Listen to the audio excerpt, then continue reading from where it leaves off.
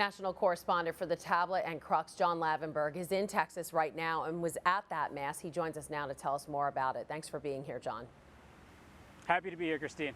John, what an emotional church service. I got choked up watching the video as they read the names of all of the victims. What moved you the most? You know, Christine, it's like you just said, when they were reading those names and those 21 kids got up from the back two pews of the church, got in a line, and as those names were read, one by one, brought a flower up to the altar. It was very moving. There wasn't really a dry tear in the church after that. And then that was, you know, right after when communion happened. Immediately after that, the children went up to the altar at the invitation of Archbishop Gustavo, and he led them, taught them sign language, peace, love, and Holy Spirit, led the entire church through that, and then gave words of support and hope. So it was just very moving. Overall, those moments when those children were involved. We hear Archbishop Gustavo will be meeting today with the suspect's family. Why does he feel that's important to do? Christine, what Archbishop Gustavo said is he was very clear and very adamant. He went to when Governor Greg Abbott, when he called the shooter evil, called the gunman evil, and he said that he doesn't agree with that. He said this was an evil action, a terrible action, a tragic action, but he shouldn't have called him evil. And so he wants to show support to the shooter's family and be there for them as well, saying that they're hurting too. No one can imagine what they're going through. And so he wants to be there to support them. And right now, I know you're standing outside of the Civic Center where relief efforts are centered. Describe what's going on there. What are you seeing? So right now, what's going on behind me is families, parents, children, teachers, workers, anyone really in town can come here to get counseling and support. You can see the food truck set up behind me, so they're serving food. People have started to come outside to eat, and it's just a warm, welcoming environment for people that have been affected by this tragedy.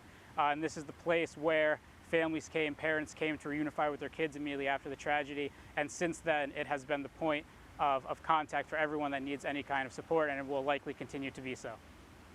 John, this is such a small community. I think I read is 16,000 is the population. I know you've been speaking with some of the people there. What have you learned from them? One thing that really crystallized it for me, the size of this community, is I spoke to a woman yesterday who said one of the victims, one of the children, was at her house 2 weeks ago, or excuse me, last Saturday for her granddaughter's birthday party.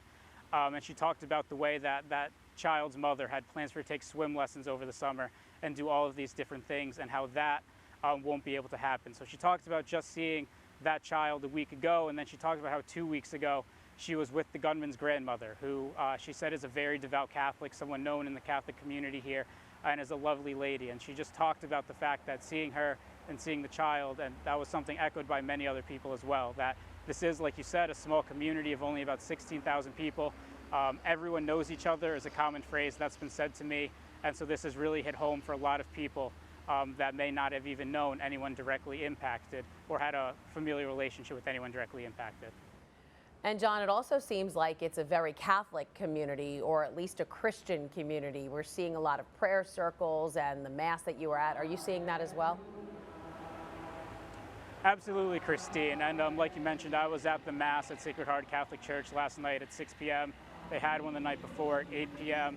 And I was there a little while ago, and they will have one again tonight at 6 p.m. So it seems like it's going to be continuing, that the faith community, whether it's Christian, Catholic, is going to be at the forefront of getting this town through this. And just to add to that, you know, you can see these food trucks, and you can see all around town, these organizations aren't just at their parishes or churches. They're all around with different modes of transportation, offering different services and support however they can. So nice to see all that support happening. John Lavenburg, national correspondent of the Tablet and Crux. We'll check back in with you tomorrow. Sounds good. Thank you, Christine. Hi, I'm Christine Persichetti, anchor of Currents News. If you like what you saw, please hit the like button on this video. And if you want to see more content just like it, subscribe and click on the bell for notifications. Thanks for watching, because we are putting your faith in the news.